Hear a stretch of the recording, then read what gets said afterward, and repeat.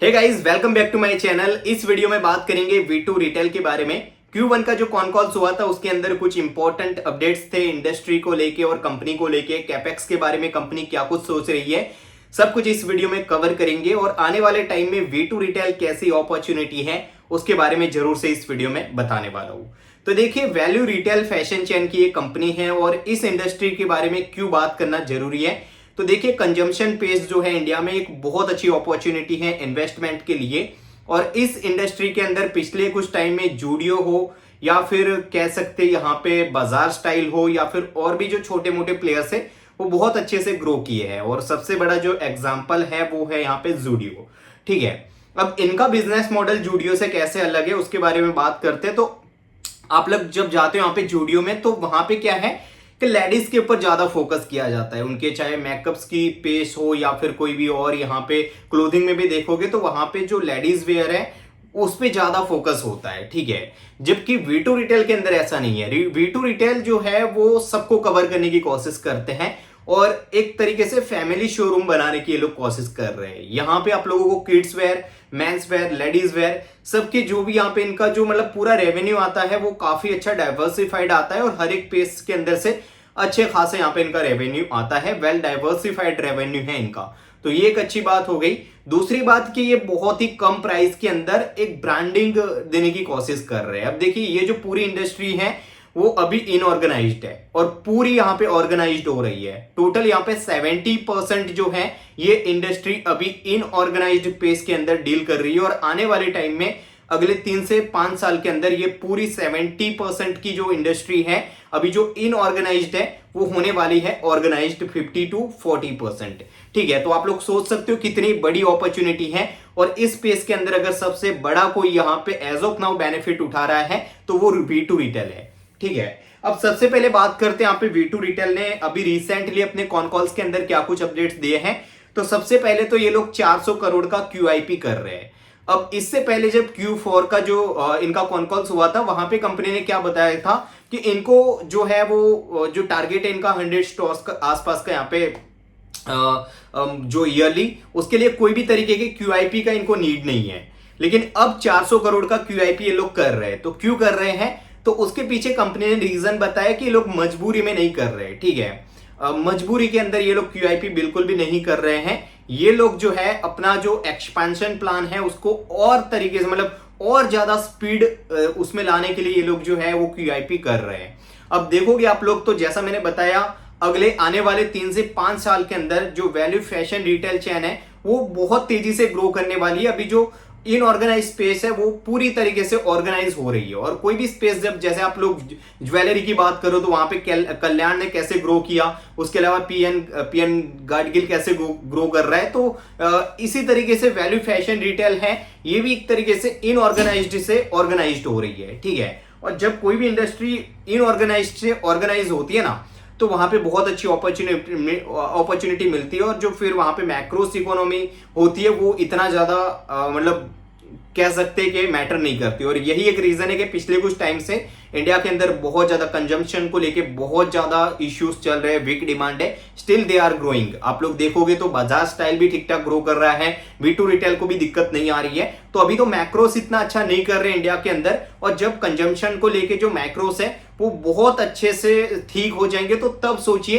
ये कंपनी कैसे ग्रो करेगी। तो QIP का जो यहाँ के इनका यहाँ पे एक तरीके से कह सकते हैं, पहले ये लोग बोल रहे थे कि QIP हम लोग नहीं करेंगे, लेकिन अब Q1 के कॉन कॉल्स में आके कह रहे हैं कि हम लोग QIP कर रहे हैं। तो ऐसा यहाँ पे कंपनी ने बोला है कि मजबूरी के अंदर QIP नहीं कर रहे, लेकिन आने वाले 3 से 5 साल के अंदर जो है वो ये इंडस्ट्री पूरी तरीके से इनऑर्गेनाइज से ऑर्गेनाइज हो रही है। तो इस स्पेस के अंदर अगर किसी को तेजी से आने वाले टाइम में इस ग्रोथ का अगर बेनिफिट उठाना है तो उसके लिए इसको जो स्टोर एक्सपेंशन है अभी के हिसाब से वो काफी रैपिडली ग्रो करना पड़ेगा। और इसी वजह से कंपनी अपनी जो जगह है उसको और भी ज्यादा मतलब कह सकते हैं एक्सपेंशन को बूस्ट करने के लिए यहाँ पे QIP को ये लोग जो है वो रेज कर रहे हैं। पहले ना कह रहे थे कि QIP की नीड नहीं है, लेकिन अभी QIP कर रहे हैं। और इन लोगों ने 400 करोड़ का जो QIP रेज किया, इसमें इन लोगों का जो गोल है वो यही है। एक तो पहले तो इन लोगों ने क्या बोला, FY जो 25 है उसके अंदर इन लोगों ने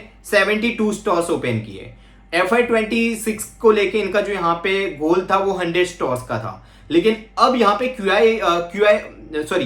Q1 के अंदर यहाँ पे आकाश अग्रवाल आके क्या बोल रहे हैं कि भाई हम 100 स्टोर्स नहीं खोलेंगे, अब हम लोग 120 to 125 स्टोर्स खोलेंगे, मतलब 20 से 25 स्टोर्स का इनका गाइडेंस बढ़ गया है। और आने वाले टाइम में ये लोग कह रहे हैं कि QIP एक तरीके से रेज हो गया, तो आने वाले टाइम में एक ईयर के अंदर हम लोग 200 स्टोर्स खोलना चाहते हैं, और आने वाले 3 से 5 साल के अंदर इंडिया के अंदर ऐसी कोई भी स्टेट नहीं होगी जहां पे V2 रिटेल का स्टोर नहीं होगा। ठीक है, तो एक तरीके से नेशनल प्लेयर बनने की कोशिश करी V2 रिटेल, और इनका गोल है, टारगेट है, बहुत कॉन्फिडेंटली बोला है आकाश अग्रवाल ने कि we have target to become national player. ठीक है, तो इनको नेशनल प्लेयर बनना है वैल्यू फैशन रिटेल के अंदर, तो इस वजह से QIP की इनको नीड रही। दूसरा, यहाँ पे कंपटीशन को लेके एक एनालिस्ट ने इससे सवाल पूछा था इनसे। ठीक है, तो ये लोग बोल रहे हैं कि कंपटीशन तो एक एक्सटर्नल फैक्टर है, वो तो रहेगा ही, और हम लोग उसको नहीं देख रहे हैं। हम लोग कितना भी कंपटीशन हो, हम लोग ग्रो कर रहे हैं, और मैक्रो इकोनॉमिक्स भी हमको जो है वो एज ऑफ नाउ इतना ज्यादा दिक्कत नहीं दे रहे हैं। और ये सारी जो चीजें हैं, अभी डिमांड जो है, इंडिया का कंजम्पशन स्पेस पिछले कुछ टाइम से बहुत मंदी चल रही है, इसकी वजह से डाउन है, तो आने वाले टाइम में ये चीजें जब ठीक होगी तो वहां पे V2 रिटेल किस तरीके से ग्रो कर सकता है आप लोग सोच सकते हो। ठीक है, तो कंपटीशन को लेके कंपनी ने काफी कॉन्फिडेंस के साथ जवाब दिया है कि एक्सटर्नल फैक्टर है कंपटीशन, उसको हम नहीं कर सकते, कह सकते एक तरीके से उसको हम लोग कंट्रोल नहीं कर सकते, लेकिन कंपटीशन के अंदर भी हमको किस तरीके से ग्रो करना है वो हमारे पास यहाँ पे स्ट्रेटजी पूरी तरीके से मौजूद है। अगेन यहाँ पे दूसरा जो इनका यहाँ से था कि इनका जो रेंट है वो डिक्रीज हो रहा है, और उसका सबसे बड़ा रीजन है इनका ब्रांडिंग।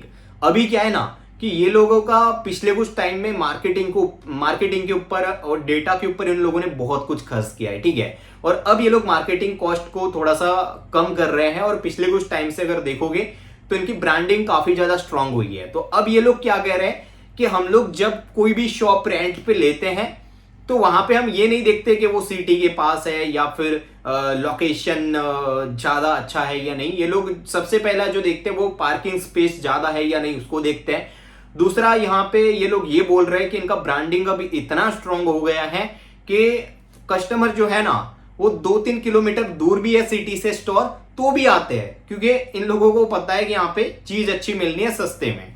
तो ये एक अच्छी बात है कि रेंट यहाँ पे इनका डिक्रीज हुआ है, और उसका सबसे बड़ा रीजन है ब्रांडिंग। और अगेन यहाँ पे उसके बाद यहाँ पे एक एनालिस्ट ने इनसे यहाँ पे सवाल पूछा कि आप लोग इतना रैपिडली जो है वो स्टोर्स एक्सपेंशन के ऊपर ध्यान दे रहे हैं, इतना ज्यादा आप लोग जो है वो स्टोर्स ग्रोथ को यहाँ पे मतलब टारगेट करके चल रहे हो, तो ये जो यहाँ पे रैपिड ग्रोथ आ रही है उसमें दिक्कत तो नहीं आएगी आने वाले टाइम में, क्योंकि इनका ऑलरेडी एक एक्सपीरियंस है। आई थिंक हाँ, विशाल मेगामार्ट इनका यहाँ पे कंपनी था, उसके अंदर इन लोगों ने रैपिडली ग्रो करने की कोशिश की थी स्टॉक्स को, और वहां पे लॉस की वजह से जो है उनको कंपनी बेचनी पड़ी थी, तो वो दिक्कत यहाँ पे तो नहीं आएगी। तो आकाश अग्रवाल ने बहुत अच्छा आंसर दिया यहाँ पे। ये लोग कह रहे हैं कि हम लोग ब्लाइंडली जो है वो ग्रोथ को फॉलो नहीं कर रहे हैं, हमारे कुछ मैट्रिक्स हैं, वो मैट्रिक्स अगर फुलफिल नहीं होते तो हम लोग स्टोर एक्सपांशन को जो है वो रोक देंगे। सबसे पहला है यहाँ पे इबिटा मार्जिन, अगर इबिटा मार्जिन के ऊपर कोई भी फर्क पड़ता है तो ये लोग कह रहे हैं कि हम लोग जो है वो वहां पे स्टोर्स को मतलब आगे आने वाले टाइम में स्टोर्स यहाँ पे ज्यादा ओपन नहीं करने, उसके बारे में सोच सकते हो। और सबसे बड़ा इनका मैट्रिक है कि जो न्यू स्टोर्स ओपन हो रहे हैं उनकी सेल्स जो है वो मतलब 30% तक डाउन है तो चलेगा as compare to old stores, और ये अभी जो मैट्रिक है वो 25 है, तो ये बहुत अच्छा शाइन है इन लोगों का मैट्रिक है। जो न्यू स्टोर ओपन कर रहे हैं उनका जो सेल्स है वो अगर 30% तक डाउन हुआ ओल्ड स्टोर्स के कंपैरिजन में वो तो तब तक ठीक है, लेकिन अभी तो 25% है, मतलब 75% जो मतलब ग्रोथ है वो मतलब कंपेयर टू ओल्ड स्टोर्स यहाँ पे हो रहा है, तो ये एक अच्छी बात है। और ये लोग कह रहे हैं कि जो 72 स्टोर्स हमने FY25 के अंदर लॉन्च किए उसमें हमारा रिस्पॉन्स काफी तगड़ा है, कस्टमर्स बहुत अच्छा रिस्पॉन्स हमको दे रहे हैं, तो हम लोग स्टोर्स क्यों ओपन ना करें। ठीक है, तो ये कुछ मैट्रिक्स है, इसको फॉलो कर रहे हैं, और अगर इस मैट्रिक के अंदर इनमें से कोई भी मैट्रिक के अंदर अगर हमको दिक्कत दिखती है तो हम लोग वहीं पे स्टोर एक्सपेंशन को रोक देंगे। ठीक है, तो ये एक अच्छी बात है। बाकी नेशनल प्लेयर बनने का इनका गोल है आने वाले टाइम में, और यही कुछ मोटा मोटा अपडेट्स है। और दूसरी बात यहाँ पे इन लोगों ने मतलब जुलाई के अंदर इनका कॉन कॉल्स आया था, तो सॉरी अगस्त के अंदर, तो जुलाई के अंदर भी ये लोग कह रहे हैं कि हमारा जो मतलब जो रिस्पॉन्स है कस्टमर्स का वो पहले क्वार्टर के कंपैरेटिवली अभी अच्छा है। मतलब क्वार्टर टू का जो मंथ चल रहा था वहां पे ज्यादा अच्छा है। मतलब ये लोग क्या कह रहे हैं कि Q2 का जो मतलब क्वार्टर है वो और भी अच्छा आ सकता है, और थोड़े दिन में नंबर्स आने ही वाले हैं। अभी अक्टूबर फर्स्ट वीक के अंदर Q1 के जो नंबर्स है वो सभी कंपनीज के आने लगेंगे। तो हम लोग सारे जो मैं ट्रैक कर रहा हूँ वो सारे कंपनीज के वीडियोस और उनका यहाँ पे रिजल्ट कॉन कॉल्स का एनालिसिस आपको हमारे यूट्यूब चैनल के ऊपर मिलने वाला है। तो आप लोग सब्सक्राइब कर सकते हो अगर आपको वैल्यू मिलती है तो।